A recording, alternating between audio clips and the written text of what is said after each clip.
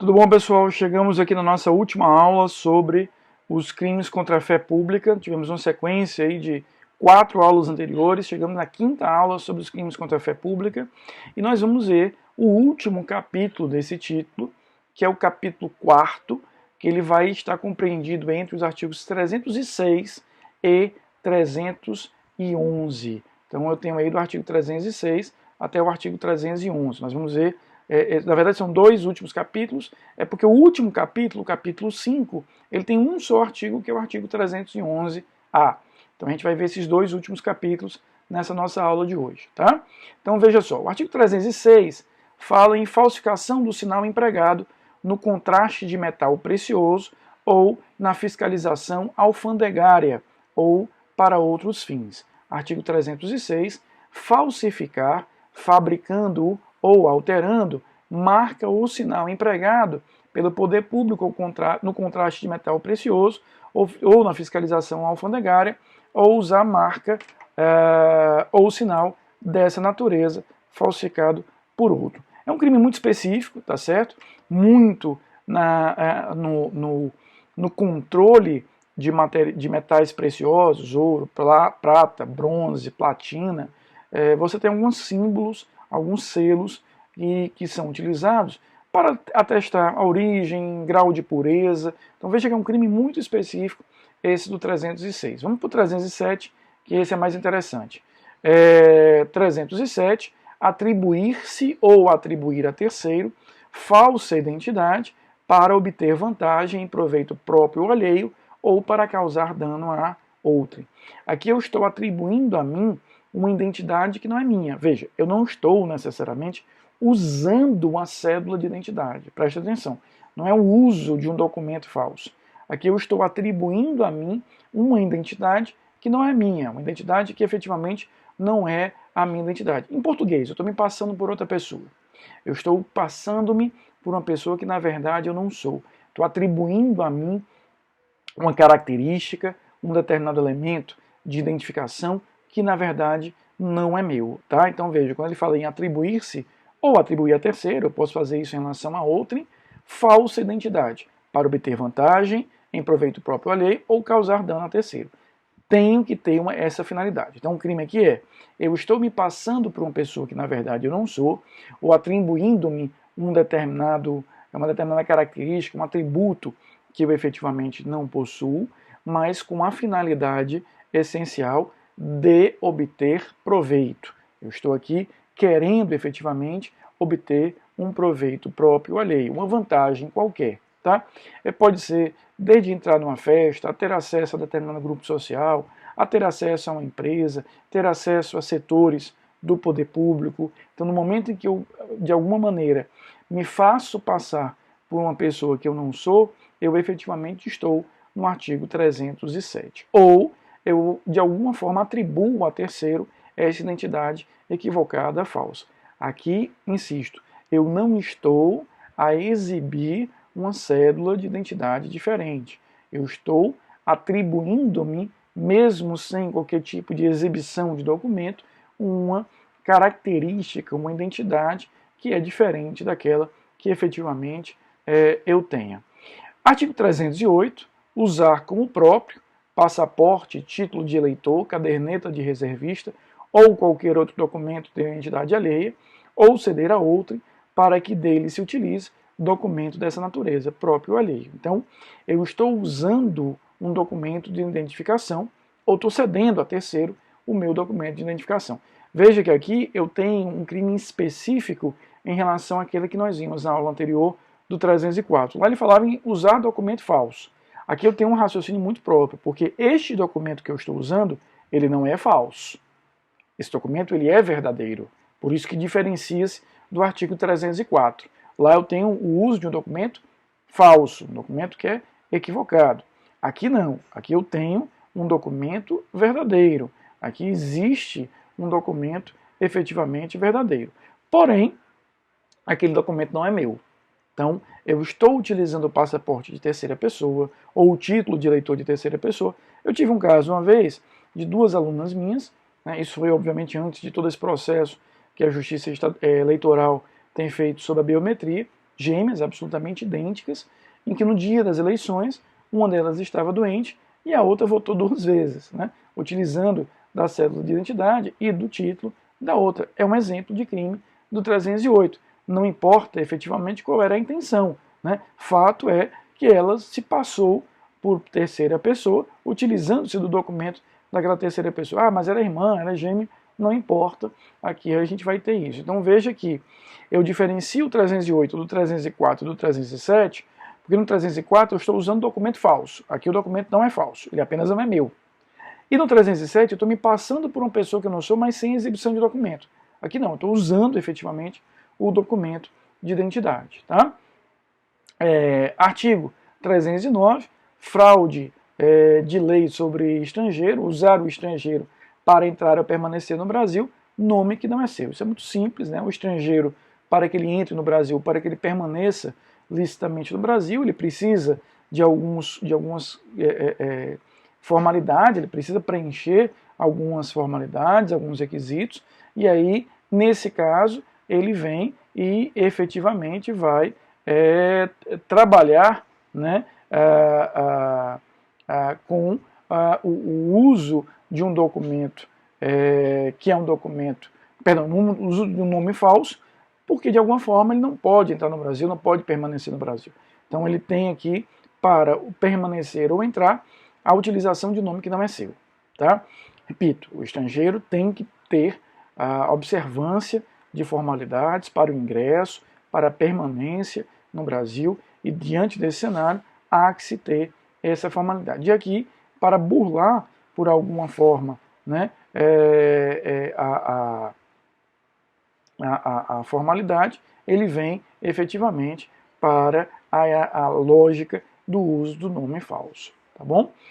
Parágrafo único desse mesmo artigo: atribuir a estrangeiro falsa qualidade para promover-lhe a entrada em território nacional. Imagina, por exemplo, que eu diga que aquele estrangeiro foi contratado pela minha empresa, ou aquele estrangeiro é meu parente, ou é meu esposo, minha esposa.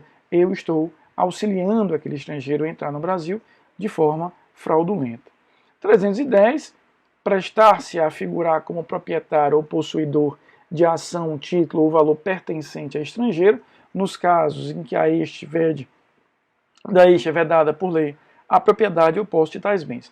Existem determinadas regras que impedem que o estrangeiro tenha, a não ser o estrangeiro com residência no Brasil, mas o estrangeiro tenha propriedade, por exemplo, em regiões de fronteira, áreas de marinha e outras áreas. Então aqui, imagina que eu, de alguma maneira, empresto o meu nome, né, sou um testa de ferro, uma linguagem mais popular, em relação àquele estrangeiro, para que ele possa validar aquela compra. Então, aquela área, por exemplo, não era uma área em que ele poderia ter propriedade, mas eu empresto o meu nome, eu vou emprestar meu nome para que ali eu possa efetivamente ter, diante daquele cenário, diante daquele contexto, ter a validação daquela propriedade. O bem formalmente é meu, mas materialmente não é meu. Materialmente é daquele estrangeiro. Estou emprestando efetivamente meu nome para que ele venha a ter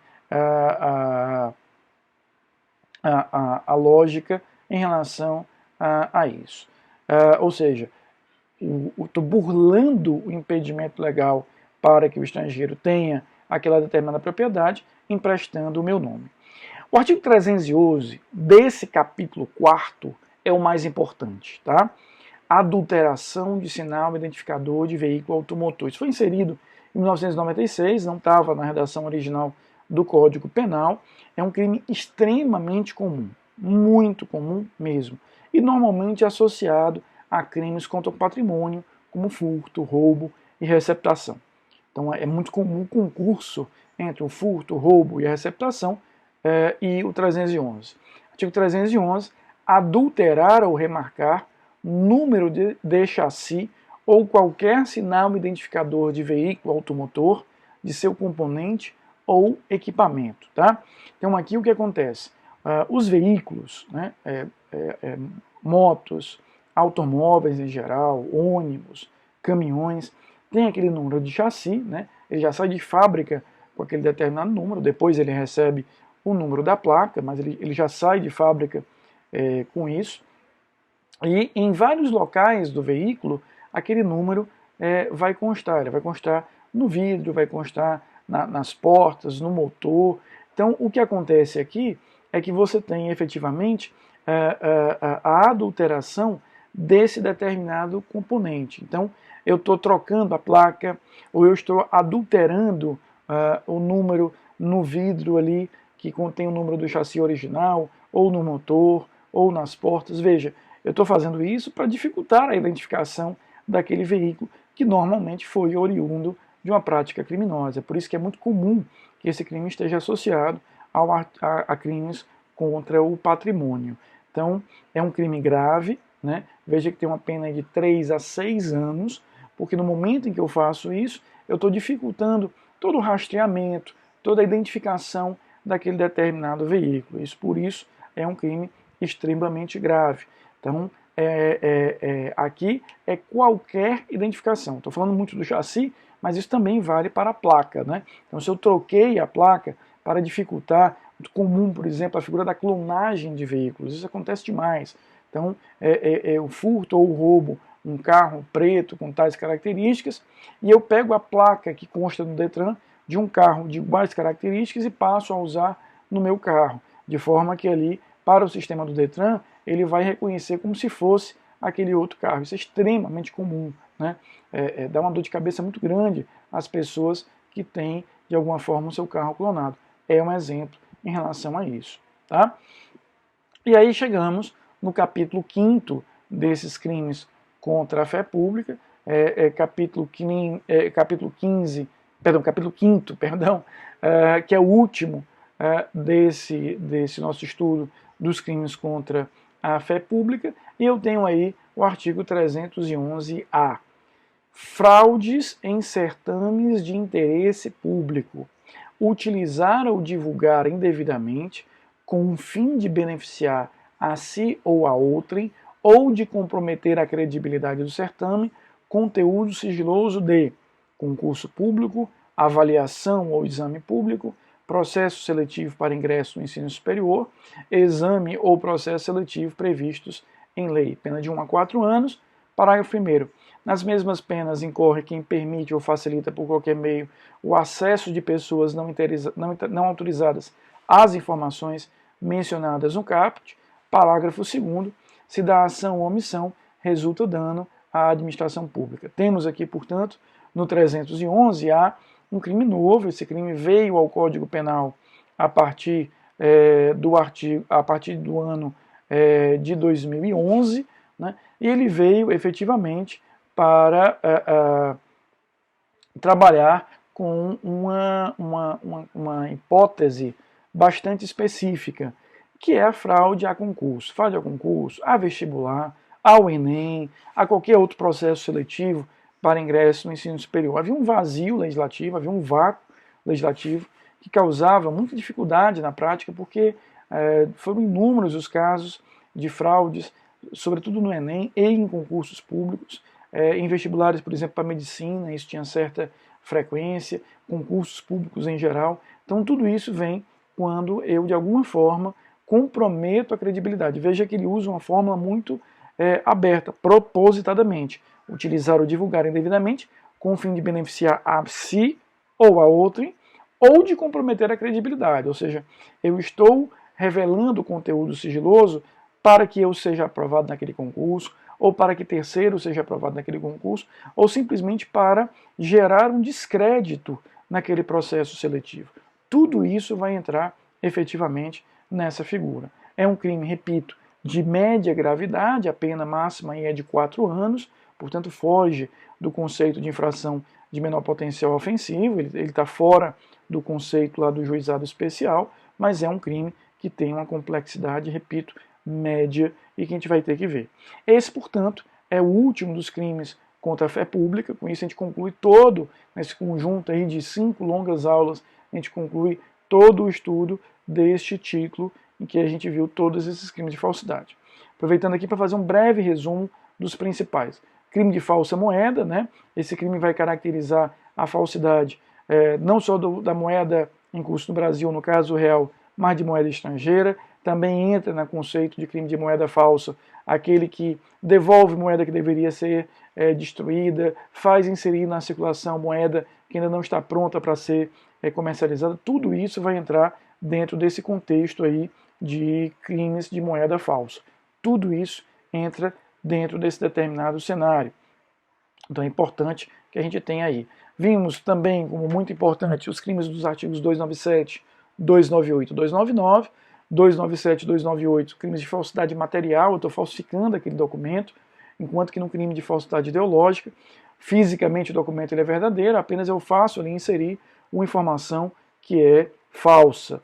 Vimos também os artigos muito específicos, como falsidade de atestado médico, lá do 302, e o uso de documento do 304. Importante no uso de documento é que a gente perceba que se eu o falsifiquei para usar apenas uma única vez, aplicarei a absorção e ele vai responder apenas pelo uso. Mas se eu consigo caracterizar pela prova que aquele indivíduo falsificou para o uso em diversas ocasiões, teremos aí o concurso. Eu respondo pela falsidade e por quantos usos efetivamente eu tenho. Agora, nessa parte final, um especial destaque para os artigos 311 e 311-A. 311 eu estou falsificando a identificação de veículo automotor e 311-A eu estou aí efetivamente a realizar a perturbação da credibilidade, revelando informações confidenciais, revelando informações que devem restar confidenciais para concursos e seleções públicas. Tá? Com isso a gente conclui o estudo dos crimes contra a fé pública.